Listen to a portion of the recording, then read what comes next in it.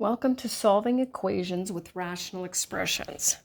So this is the first instance in this course that we've actually solved, which means that we're going to come up with a value for the variable, right? We can only solve if there's an equal sign in the question and there's something on the left and something on the right. So up to now, we've only been dealing with expressions.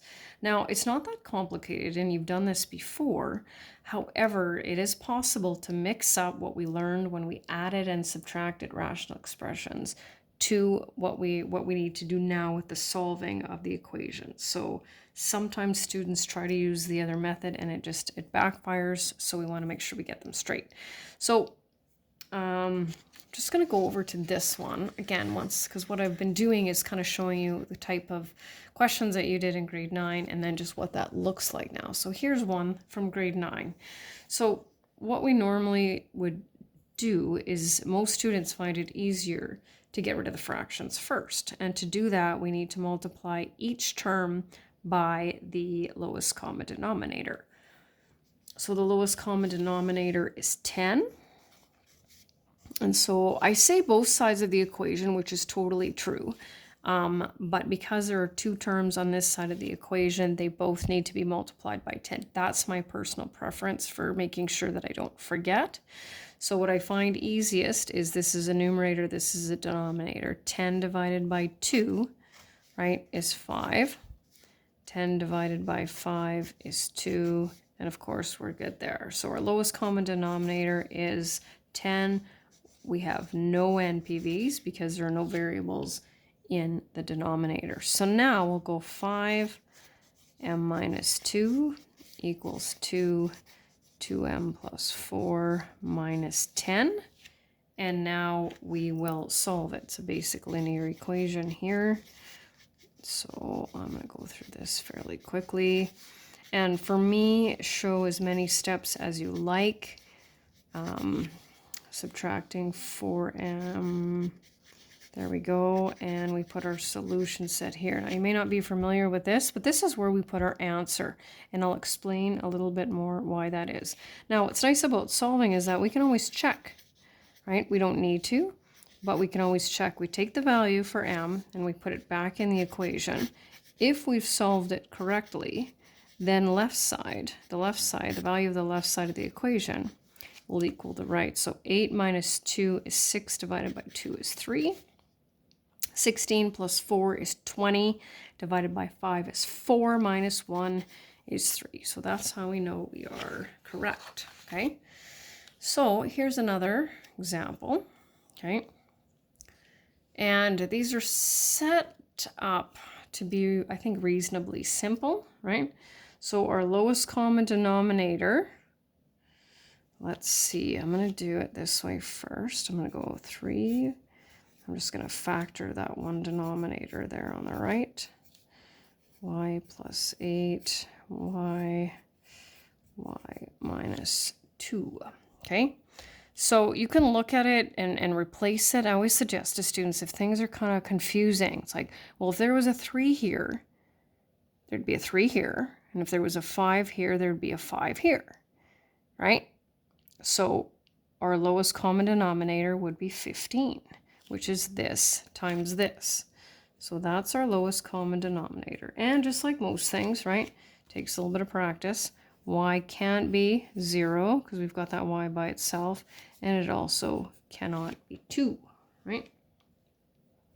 So now what we're going to do is we're going to multiply each term by the lowest common denominator.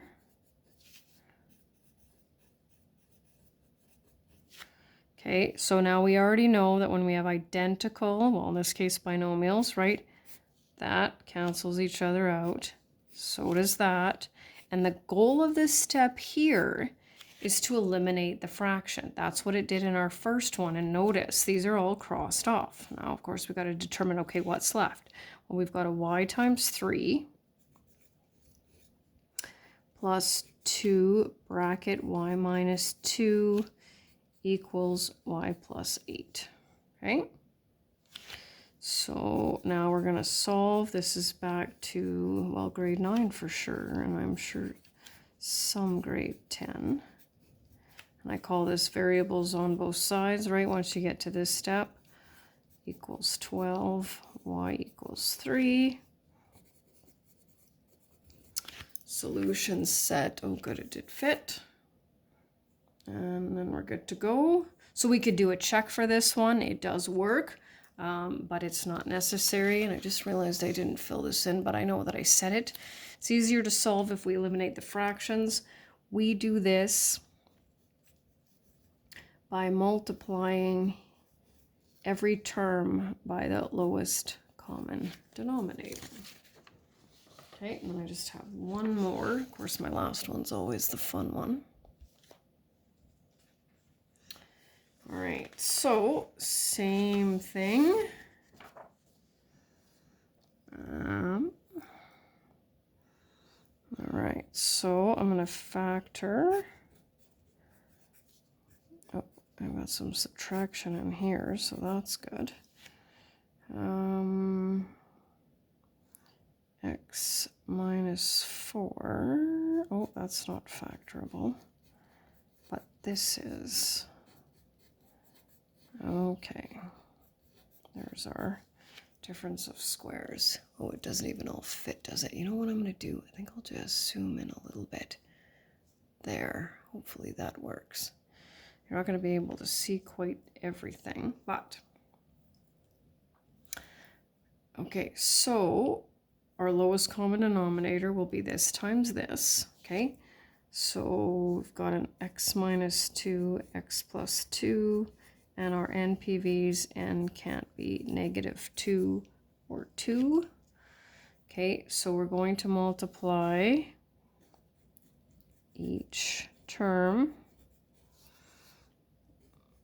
Yeah, and this step is important because this shows me that you understand the concept of, okay, you know what, in order to eliminate these fractions, which is what this will do, right, I need to multiply gone, gone, and gone. We can't quite see that, but anyway.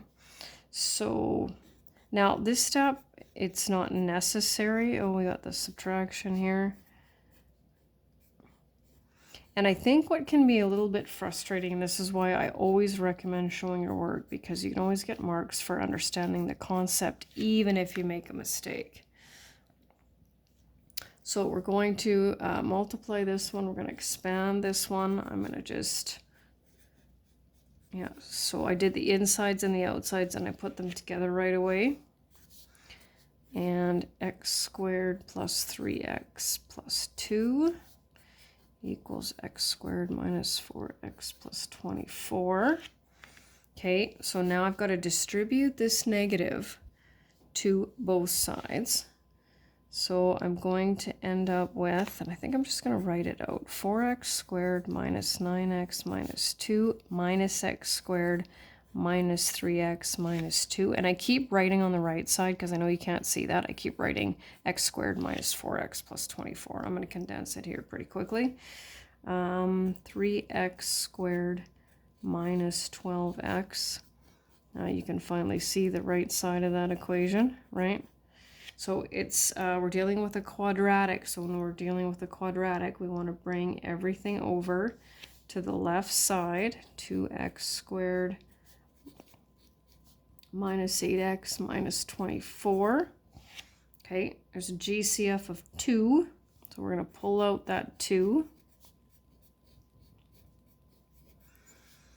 Okay, and then we're going to legally get rid of this 2. And I'm going to show you, even though I don't need to see this, but I want you to see how that 2 legally disappears. Right? Okay. Then, oh, hold on a second. There we go. Okay, now we're going to factor. So now we have 2 possible answers. And I know they usually say there's only 1, but there's 2, right? So there's 2 possible answers. So x can be 6, right? Or x can be negative 2. So now what we're going to do is we're going to look back at our non-permissible values. What were our non-permissible values? 2 and negative 2. And here's where we hit a snag, right? 6 is totally fine. So we have done all the work correctly, but we have still arrived at an answer that will give us will create a 0 in the denominator, and we can't have that, right? So we will reject this one. I don't need it crossed off, and that's why we have that solution set, because only the 6 is part of the solution. So we have to watch out for that. And that is the end of that lesson.